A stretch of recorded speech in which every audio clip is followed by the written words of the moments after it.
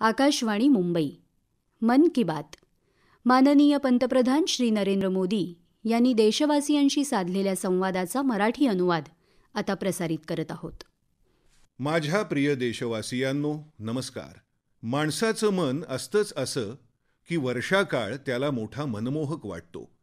पशुपक्षी, झाडं, निसर्ग सगळेच पावसाच्या आगमनाने प्रफुल्लित होऊन जातात. मात्र हाच पाऊस कधी कधी विक्राळ रूप धारण करतो आणि तेव्हा जाणीव होते की पाण्यामध्ये विनाश घडवून आणण्याचीही केवढी मोठी ताकद आहे. निसर्ग आपल्याला जीवन देतो, आपलं पालनपोषण करतो, पण कधीकधी पूर, भूकंप अशा नैसर्गिक आपत्तींमध्ये दिसणारं त्याचं भीषण रूप भयंकर विनाशकारी ठरतं.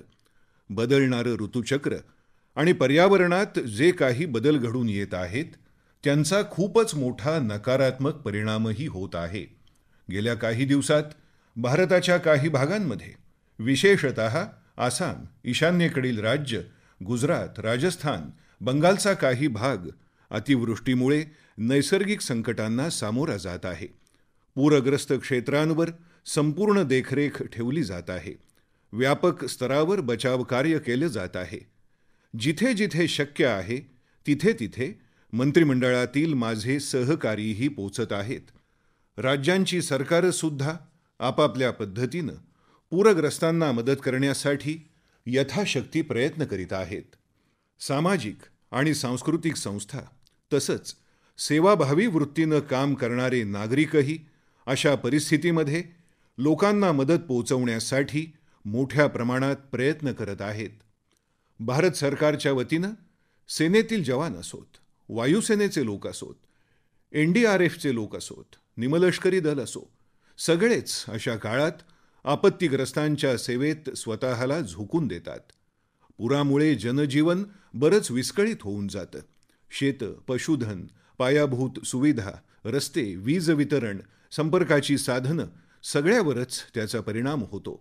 विशेषतः आमच्या शेतकरी बांधवांना याची मोठीच झळ बसते. त्यांच्या पिकांचं, शेतांचं जे नुकसान होतं ते लक्षात घेता या काळात आम्ही विमा कंपन्यांना आणि विशेषतः पीक विमा कंपन्यांनाही अधिक कार्यतत्पर बनवण्याच्या दृष्टीनं योजना बनवली आहे, जेणेकरून शेतकऱ्यांचे दावे त्वरित मंजूर व्हावेत आणि पूरपरिस्थितीचं निवारण करण्यासाठी 24/7 कंट्रोल रूम हेल्पलाईन नंबर 1078 सतत काम करीत आहे. लोक आपल्या अडचणी सांगतही आहेत. पावसाळ्याच्या आधी बहुतांश जागांवर मॉक ड्रिल करून संपूर्ण सरकारी प्रणाली तयार केली गेली आहे. NDRFची पथकं तैनात करण्यात आली. जागोजागी आपदा मित्र तयार करणं, आपदा मित्रांना डू अँड डोंट्सचं प्रशिक्षण देणं, स्वयंसेवक म्हणून कोण कोण काम करेल हे निश्चित करणं, एक लोकसंघटन उभं करत करत अशा परिस्थितीमध्ये काम करणं हा त्या तयारीचा भाग आहे. या दिवसात हवामानाचा जो अंदाज व्यक्त केला जातो त्याला तंत्रज्ञानाच्या क्षेत्रात इतकी प्रगती बऱ्याच अंशी कारणीभूत आहे. अंतराळ विज्ञानाचाही त्यात मोठा वाटा राहिला आहे आणि या साऱ्यामुळे हे अंदाज बऱ्यापैकी अचूक असतात. हळूहळू आपण सारेसुद्धा हवामानाच्या अंदाजानुसार आपल्या कामकाजाचं वेळापत्रक तयार करू शकतो. यातून संभाव्य नुकसान टाळता येऊ शकेल. जेव्हा मी मन की बातची तयारी करतो तेव्हा माझ्यापेक्षा देशाचे नागरिक याची अधिक तयारी करताना मला दिसतात. यावेळी तर GSTच्या विषयावर मला खूप पत्रं आली, खूप सारे फोन कॉल्स आले आहेत आणि अजूनही लोक GST विषयी आनंद व्यक्त करत आहेत, त्याचबरोबर कुतूहलही व्यक्त करत आहेत. त्यातला एक फोन कॉल मी तुम्हाला ऐकवतो. नमस्कार पंतप्रधानजी, मी गुडगाववरून नीतू गर्ग बोलतेय. मी तुमचं सनदी लेखाकार दिनाचं भाषण ऐकलं आणि खूप प्रभावित झाले. अशाच प्रकारे आपल्या देशात गेल्या महिन्याच्या याच तारखेला वस्तू आणि सेवा कर GSTची सुरुवात झाली. या निर्णयाबाबत सरकारनं जशी अपेक्षा केली होती तसेच परिणाम एका महिन्यानंतर मिळत आहेत किंवा नाही हे आपण सांगू शकाल काय? मला याबाबतचे तुमचे विचार ऐकण्याची इच्छा आहे. धन्यवाद. GST लागू होऊन जवळजवळ 1 महिना झाला आहे आणि त्याचे फायदेही दिसू लागले आहेत. GSTमुळे गरिबाच्या गरजेच्या वस्तूंच्या किमती कशा कमी झाल्या आहेत, वस्तू कशा स्वस्त झाल्या आहेत, याबद्दल एखादी गरीब व्यक्ती मला पत्र लिहिते तेव्हा मला खूप समाधान मिळतं, आनंद वाटतो. जीएसटी हे काय प्रकरण हे माहीतच नसल्यानं सुरुवातीला भीती वाटत होती. पण आता त्याबद्दल शिकतोय, समजून घेतोय, तसं तसं काम आधीपेक्षा सोपं झाल्यासारखं वाटतंय. असं पत्र ईशान्येच्या दुर्गम डोंगरात जंगलात राहणारी एखादी व्यक्ती लिहिते. व्यापार अधिक सोपा झाला आहे आणि सगळ्यात मोठी गोष्ट म्हणजे ग्राहकांचा व्यापारी वर्गावरचा विश्वास वाढीस लागला आहे. वाहतूक आणि मालाच्या ने-आणीचं काम करणाऱ्या लॉजिस्टिक क्षेत्रावर जीएसटीचा काय परिणाम झालाय हे मी आताच पाहत होतो. कशा प्रकारे ट्रक्सची ये-जा वाढली आहे, अंतर पार करण्यासाठी लागणारा वेळ कसा कमी होत आहे, महामार्ग मोकळे झाले आहेत, ट्रक्सचा वेग वाढल्यामुळे प्रदूषणही कमी झालं आहे, सामान वेगानं योग्य स्थळी पोचत आहे हे दिसून येत आहे. या सर्व सुविधा तर आहेतच, पण त्याचबरोबर आर्थिक गती साधण्यासाठीही याचं पाठबळ मिळत आहे. याआधी वेगवेगळ्या कररचना असल्यानं वाहतूक आणि मालवाहतूक क्षेत्राची बहुतांश संसाधनं कागदपत्रांचं व्यवस्थापन करण्यासाठी वापरली जायची आणि त्यांना प्रत्येक राज्यामध्ये आपापली नवी गोदामं बनवायला लागायची. जीएसटी, ज्याला मी गुड अँड सिंपल टॅक्स म्हणतो, खरोखरीच या करानं आपल्या अर्थव्यवस्थेवर एक खूपच सकारात्मक प्रभाव टाकला आहे आणि हे खूप कमी वेळात साधलं गेलंय. ज्या वेगानं हा बदल सुरळीतपणे घडून आलाय, ज्या वेगानं हे स्थानांतर झालं आहे, नव्यानं नोंदणी झाल्या आहेत, त्यानं संपूर्ण देशात विश्वासाचं वातावरण तयार केलं आहे. अर्थशास्त्राच्या क्षेत्रातील विद्वान, व्यवस्थापनाच्या क्षेत्रातील विद्वान, तंत्रज्ञानाच्या क्षेत्रातील विद्वान संशोधन करून भारताच्या जीएसटीच्या प्रयोगाला एक आदर्श व्यवस्थेच्या रूपात कधी ना कधी जगासमोर मांडतीलच. जगातील अनेक विद्यापीठांसाठी हे एक अभ्यासावं असं उदाहरण, एक केस स्टडी बनेल. कारण इतक्या मोठ्या प्रमाणावर इतका मोठा बदल घडून आला आहे आणि इतक्या करोड लोकांच्या सहभागानं इतक्या विशाल देशामध्ये हा कर लागू करणं, त्याला यशस्वीपणे पुढे नेणं ही आपतहाच यशस्वीतेची एक मोठी झेप आहे. सारं विश्व याचा नक्कीच अभ्यास करेल आणि जीएसटी लागू करण्यामध्ये सर्व राज्यांची भागीदारी आहे. ती सर्व राज्यांची जबाबदारी आहे. सारे निर्णय राज्यांनी आणि केंद्रानं मिळून सर्वसंमतीने घेतले आहेत. परिणामी प्रत्येक सरकारनं प्राधान्यानं अपेक्षा मांडली की जीएसटीमुळे गरिबाच्या अन्नधान्याच्या खर्चावर काही अतिरिक्त भार पडू नये. एखाद्या वस्तूची जीएसटीच्या आधी काय किंमत होती, नव्या परिस्थितीमध्ये काय किंमत असेल, याची सर्व माहिती मोबाईलवरील जीएसटी ॲपवर उपलब्ध आहे. हे तर तुम्हाला चांगलंच माहीत आहे. एक देश एक कर प्रणाली, वन नेशन वन टॅक्स, किती मोठं स्वप्न पूर्ण झालंय. जीएसटीच्या बाबतीत मी पाहिलं आहे की ज्या प्रकारे तालुक्यापासून ते भारत सरकारपर्यंत सगळ्या स्तरावरील सरकारी अधिकाऱ्यांनी जे परिश्रम घेतले आहेत, ज्या समर्पित भावनेनं काम केलं आहे, त्यातून सरकार आणि व्यापाऱ्यांमध्ये, सरकार आणि ग्राहकांमध्ये एक खेळीमेळीचं वातावरण तयार झालं आहे. या अधिकाऱ्यांच्या कामानं विश्वास वृद्धिंगत करण्याच्या कामी खूप मोठी भूमिका निभावली आहे. मी या कार्यासाठी सर्व मंत्रालयांचं, सर्व विभागांचं, केंद्र आणि राज्य सरकारच्या सर्व कर्मचाऱ्यांचं मनापासून खूप खूप अभिनंदन करतो. जीएसटी म्हणजे भारताच्या सामूहिक शक्तींच्या विजयाचं एक उत्तम उदाहरण आहे. हा एक नवा ऐतिहासिक विजय आहे आणि ही केवळ करसुधारणा नाही, तर एका नव्या प्रामाणिक संस्कृतीला बळ देणारी अर्थव्यवस्था आहे. एक प्रकारे सामाजिक सुधारणेची मोहीमही आहे. इतकं मोठं काम सुरळीतपणे पार पाडल्याबद्दल मी पुन्हा एकदा कोटी कोटी देशवासियांना कोटी कोटी वंदन करतो. माझ्या प्रिय देशवासियांनो, ऑगस्ट महिना हा क्रांतीचा महिना असतो. लहानपणी सहजच या गोष्टी आपल्या कानावर पडलेल्या असतात. या महिन्याला क्रांतीचा महिना म्हणून संबोधलं जातं. याचं कारण 1920 सालच्या ऑगस्ट महिन्यात असहकार आंदोलन सुरू झालं होतं. 9 ऑगस्ट 1942 रोजी भारत छोडो आंदोलनाला सुरुवात झाली होती, ज्याला ऑगस्ट क्रांतीच्या नावानं ओळखलं जातं आणि 15 ऑगस्ट 1947 रोजी देश स्वतंत्र झाला.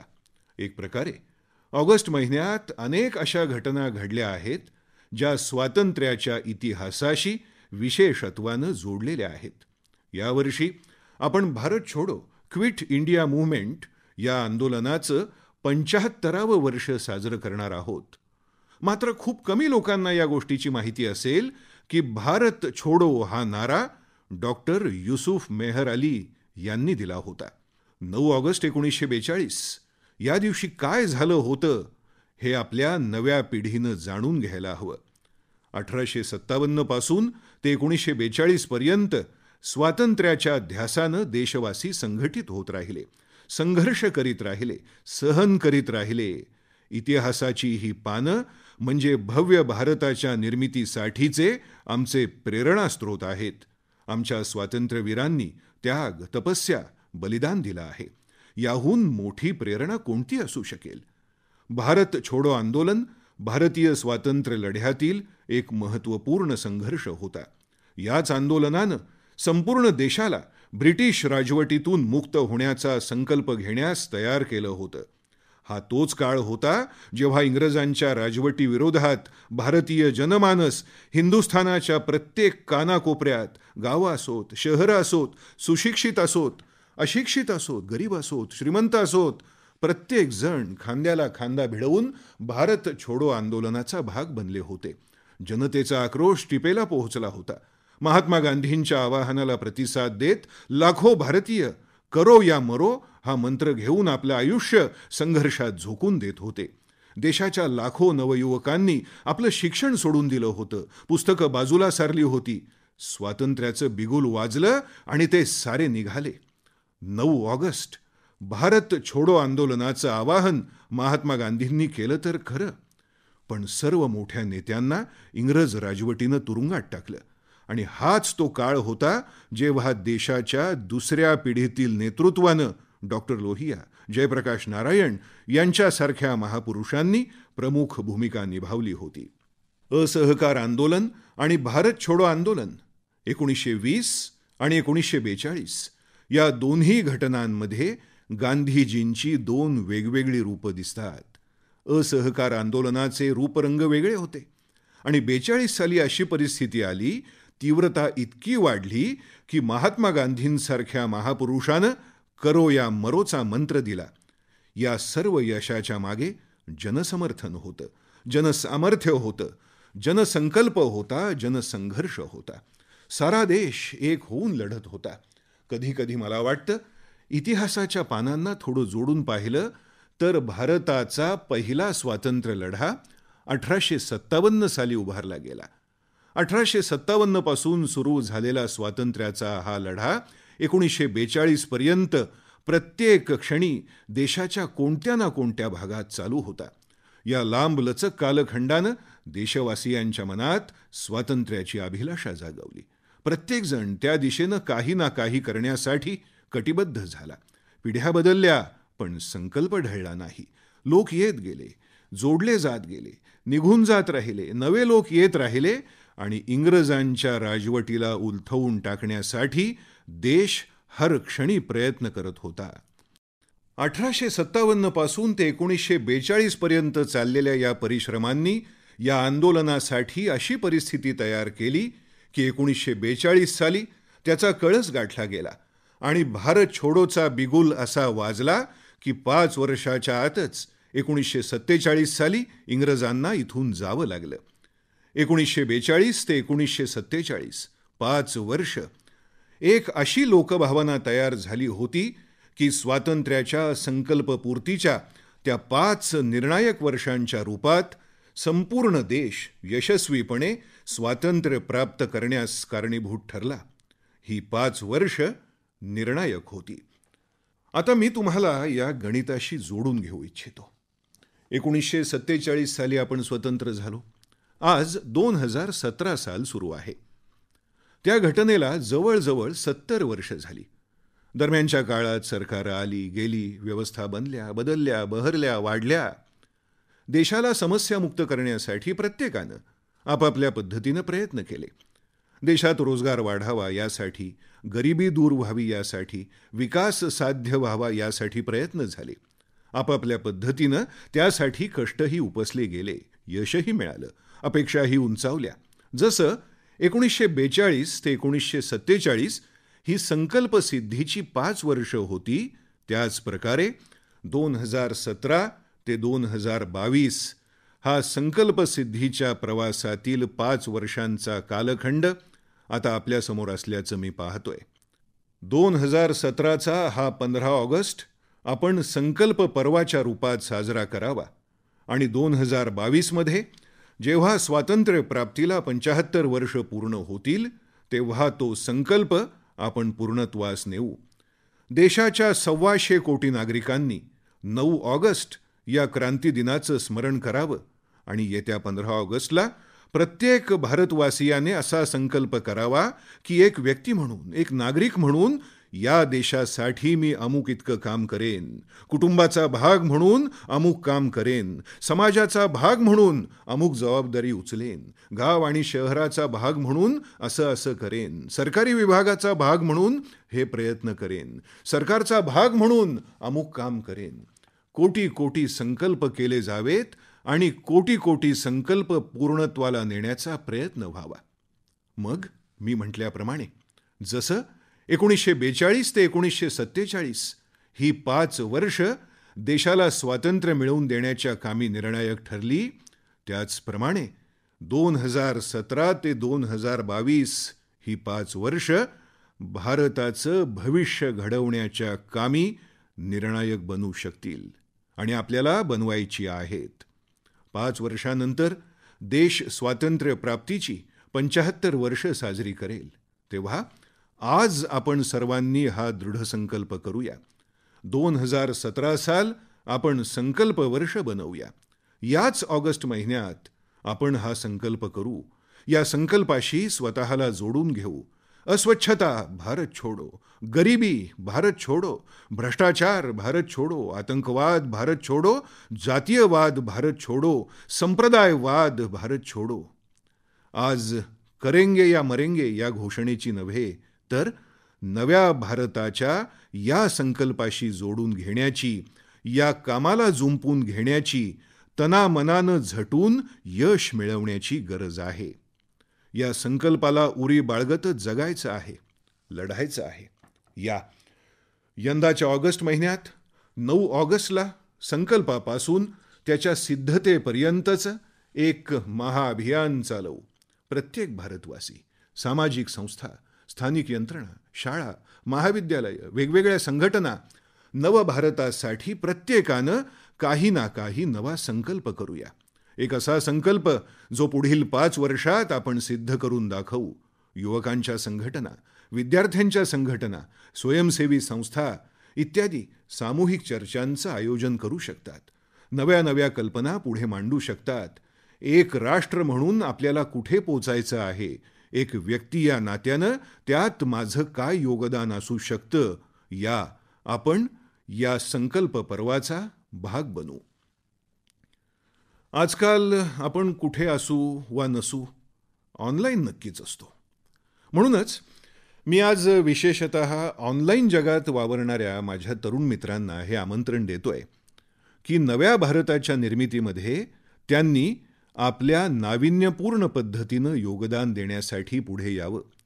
तंत्रज्ञानाचा वापर करत व्हिडिओ, पोस्ट, ब्लॉग, आलेख, नवनव्या संकल्पना अशा सर्व गोष्टींना घेऊन यावं. या मोहिमेला एका जन आंदोलनाचं रूप द्यावं. नरेंद्र मोदी ॲपवरही तरुण मित्रांसाठी क्विट इंडिया क्विज सुरू केली जाणार आहे. भारत छोडो या विषयावरील ही प्रश्नावली ह्या देशाच्या युवकांना देशाच्या गौरवशाली इतिहासाशी आणि स्वातंत्र्य लढ्याच्या नायकांशी त्यांचा परिचय करून देण्याचा एक प्रयत्न आहे. तुम्ही याचा व्यापक स्तरावर प्रचार आणि प्रसार कराल असं मी मानतो. माझ्या प्रिय देशवासियांनो, 15 ऑगस्ट देशाच्या प्रधान सेवकाच्या रूपानं मला लाल किल्ल्यावरून देशाशी संवाद साधण्याची संधी मिळते. मी तर केवळ निमित्त मात्र आहे. तिथे केवळ ती एक व्यक्ती बोलत नसते, लाल किल्ल्यावरून 1.25 कोटी देशवासियांचा आवाज गुंजतो. त्यांच्या स्वप्नांना शब्दबद्ध करण्याचा प्रयत्न होतो. आणि मला या गोष्टीचा आनंद वाटतो की गेली सलग 3 वर्ष 15 ऑगस्टच्या निमित्तानं त्या दिवशी मी काय बोलावं, कोणत्या मुद्द्यांचा आपल्या भाषणात समावेश करावा, या संदर्भातील सूचना देशाच्या प्रत्येक कानाकोपऱ्यातून माझ्यापर्यंत पोहोचतात. MyGovवर किंवा नरेंद्र मोदी ॲपवर आपले विचार नक्की पाठवा. मी स्वतः ते वाचतो आणि 15 ऑगस्टला जितका वेळ मला मिळतो त्यात हे विचार मांडण्याचा प्रयत्न करेन. गेल्या 3ही वेळेला मला माझ्या 15 ऑगस्टच्या भाषणांच्या बाबतीत एक तक्रार सतत ऐकू आली की माझं भाषण जरा लांबतं. यावर्षी ते थोडं छोटं व्हावं अशी कल्पना मी मनोमन तरी केली आहे. जास्तीत जास्त 40, 45, 50 मिनिटात ते पूर्ण करेन. हा स्वतःसाठीच नियम बनवण्याचा प्रयत्न आहे. माहीत नाही तो मला पाळता येईल की नाही, पण यावेळी माझं भाषण छोटं कसं करता येईल या दृष्टीनं प्रयत्न करून बघणार आहे. पाहूया त्यात यश मिळतंय की नाही ते. देशवासियांनो, आज मला आणखी एका विषयावर बोलायचं आहे. भारताच्या अर्थव्यवस्थेमध्ये एक सामाजिक अर्थशास्त्र आहे आणि त्या अर्थशास्त्राला कधीही कमी लेखून चालणार नाही. आपले सण उत्सव म्हणजे काही फक्त आनंद उत्फुल्लतेचे प्रसंग असतात असं नाही. आपले उत्सव आपले सण म्हणजे सामाजिक सुधारणेचं माध्यमही असतात. पण त्याचबरोबर आपल्या प्रत्येक सणाचा गरिबातील गरिबाच्या आर्थिक जगण्याशी थेट संबंध असतो. काही दिवसातच रक्षाबंधन, जन्माष्टमी, त्यानंतर गणेशोत्सव, त्यानंतर चौथ चंद्र, त्यानंतर अनंत चतुर्दशी, दुर्गापूजा, दिवाळी असे एकामागून एक सण येणार आहेत. आणि हीच वेळ आहे जेव्हा गरिबांना आपल्या अर्थार्जनाला जोड देण्याची संधी मिळते. आणि या सणांमध्ये एक सहज स्वाभाविक आनंदही मिसळतो. सणांमुळे नात्यांमध्ये गोडवा येतो, कुटुंबातील स्नेह वाढतो, समाजात बंधुभाव जागा होतो, व्यक्तीपासून समष्टीपर्यंत एक सहज प्रवास होतो, अहमपासून वयमच्या दिशेनं जाण्याची संधी तयार होते. आणि अर्थव्यवस्थेबद्दल सांगायचं झालं तर राखीच्या सणाच्या कित्येक महिने आधीपासून शेकडो कुटुंब छोट्या छोट्या घरगुती उद्योगांच्या माध्यमातून राख्या बनवायला सुरुवात करतात. खादीपासून ते रेशमी धाग्यांपर्यंत न जाणो किती प्रकारच्या राख्या तयार होतात. आणि आजकाल तर लोक होममेड घरच्या घरी बनवलेल्या राख्यांना जास्त पसंती देऊ लागले आहेत. राख्या बनवणारे, राख्या विकणारे, मिठाईवाले, हजारो शेकडो लोकांचा व्यवसाय या सणाशी जोडला जातो. आमच्या गरीब बंधू भगिनींची कुटुंब यावरच तर चालतात. आपण दिवाळीमध्ये दिवे लावतो, ते केवळ प्रकाशाचं पर्व आहे, केवळ एक सण आहे. घराच्या सजावटीपुरतंच या दिव्यांचं महत्त्व आहे असं नाही. त्याचा थेट संबंध मातीचे छोटे छोटे दिवे बनवणाऱ्या त्या गरीब कुटुंबाशी आहे. पण आज सण आणि सणांशी जोडलेल्या गरिबांच्या अर्थव्यवस्थेबद्दल बोलतानाच मी पर्यावरणाचा मुद्दाही मांडू इच्छितो. कधीकधी मला वाटतं की देशवासी माझ्याहूनही अधिक जागरूक, अधिक सक्रिय आहेत. गेल्या 1 महिन्यापासून पर्यावरणाबद्दल सजग असलेल्या नागरिकांकडून मला सतत पत्र येत आहेत आणि त्यांनी मला आग्रह केला आहे की गणेशोत्सवाच्या संदर्भात पर्यावरण स्नेही म्हणजेच इको फ्रेंडली गणेश मूर्तींबद्दल मी वेळेआधीच बोलावं, जेणेकरून लोक आत्तापासून मातीच्या मूर्तींची निवड करण्याचा बेत आखू शकतील. मी सर्वप्रथम या जागरूक नागरिकांचा आभारी आहे. त्यांनीच मला आग्रह केला की मी आधीच हा विषय मांडावा. या वर्षीच्या सार्वजनिक गणेशोत्सवाचं एक विशेष महत्त्व आहे. लोकमान्य टिळकांनी या महान परंपरेची सुरुवात केली होती. यावर्षी सार्वजनिक गणेशोत्सवाचं 125वं वर्ष आहे. 125 वर्ष आणि 125 कोटी नागरिक. लोकमान्य टिळकांनी ज्या मूळ हेतून समाजाच्या एकतेसाठी आणि समाजात जागृती आणण्यासाठी, सामूहिकतेचे संस्कार जागवण्यासाठी सार्वजनिक गणेशोत्सवाचा प्रारंभ केला होता, त्याच हेतूला अनुसरून यावर्षी सुद्धा पुन्हा एकदा आपण निबंध स्पर्धांचं आयोजन करूया, चर्चेसाठीच्या सभा भरवूया, लोकमान्य टिळकांच्या योगदानाची आठवण जागवूया आणि पुन्हा टिळकांची जी भावना होती त्या दिशेनं या गणेशोत्सवाला कसं घेऊन जाता येईल हे पाहूया. त्या नव्या भावनेला नव्यानं कसं जागवता येईल याचा विचार करतानाच पर्यावरणाच्या रक्षणासाठी इको फ्रेंडली गणेश मूर्ती, मातीपासून बनवलेल्या गणेश मूर्ती घरी आणण्याचा संकल्प पाळला जावा. आणि ही गोष्ट मी खूप आधीपासून सांगतोय, तेव्हा तुम्ही सगळे या संकल्पाशी जोडले जाल याची मला खात्री आहे. आणि यातून या मूर्ती बनवणाऱ्या गरीब कारागिरांना, गरीब कलाकारांना रोजगार मिळेल, गरिबांचं पोट भरेल. या आपण आपल्या उत्सवांना गरिबांशी जोडून घेऊया, गरिबांच्या अर्थव्यवस्थेशी जोडूया.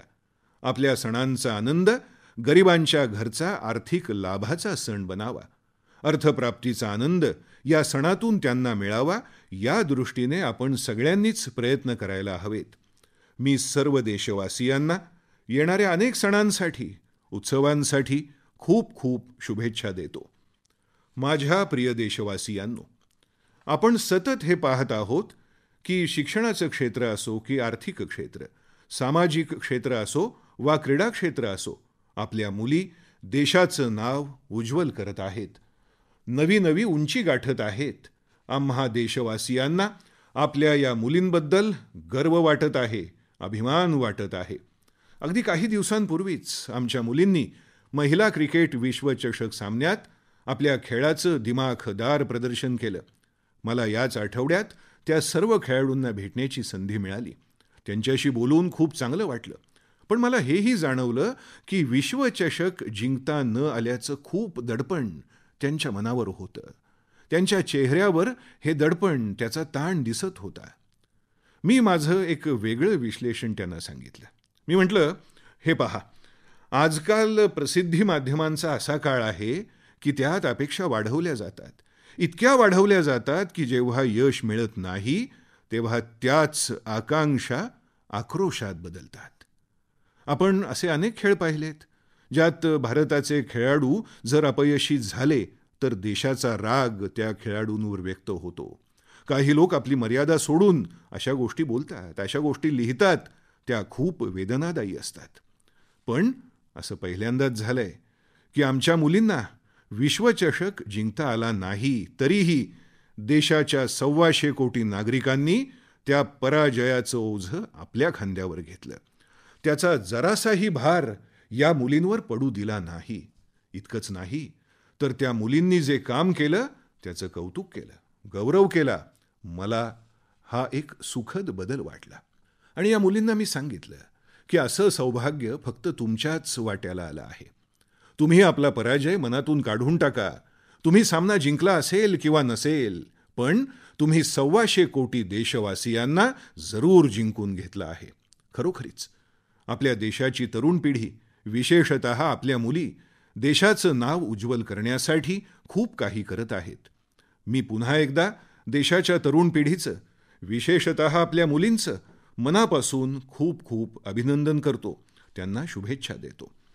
माझ्या प्रिय देशवासियांनो, मी पुन्हा एकदा स्मरण करतोय ऑगस्ट क्रांतीचं, पुन्हा एकदा स्मरण करतोय 9 ऑगस्टचं, पुन्हा एकदा स्मरण करतोय 15 ऑगस्टचं आणि पुन्हा एकदा स्मरण करतोय 2022 सालाचं, जेव्हा स्वातंत्र्याला 75 वर्ष पूर्ण होणार आहेत. प्रत्येक देशवासियानं संकल्प करावा आणि प्रत्येक देशवासियानं पुढील 5 वर्षात तो संकल्प सिद्ध करण्यासाठीचा आराखडा आखावा. आपल्या सगळ्यांना देशाला नव्या उंचीवर घेऊन जायचं आहे, घेऊन जायचं आहे आणि घेऊन जायचंच आहे. या आपण एकत्र येऊन पुढील वाट चालूया, काही ना काही करत राहूया. देशाचं भाग्य, भविष्य उत्तम बनणारच, या विश्वासानं पुढे जाऊया. खूप खूप शुभेच्छा. धन्यवाद. मन की बात. माननीय पंतप्रधान श्री नरेंद्र मोदी यांनी देशवासियांशी साधलेल्या संवादाचा मराठी अनुवाद आपण ऐकलात. हा अनुवाद आकाशवाणी मुंबई केंद्रावरून प्रसारित करण्यात आला.